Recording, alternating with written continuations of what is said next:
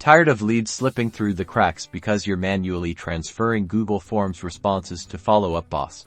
Let's bridge the gap between Google Forms and Follow Up Boss in just a few steps, creating a lead-generating powerhouse that automates your follow-up and boosts engagement. First, you'll need a Zapier account. If you don't have one, head over to Zapier.com and sign up for a free trial.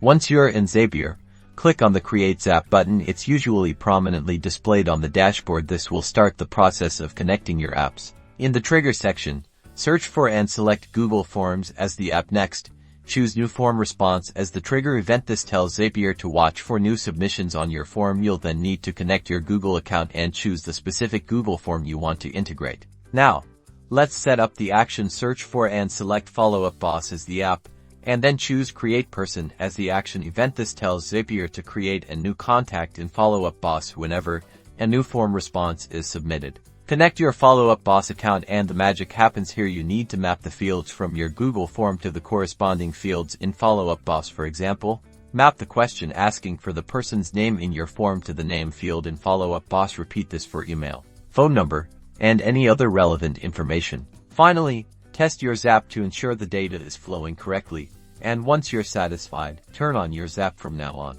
every new submission to your Google form will automatically create a new contact in Follow Up Boss, triggering any automated follow-up sequences you set up. Congratulations! You've just automated your lead capture and follow-up process.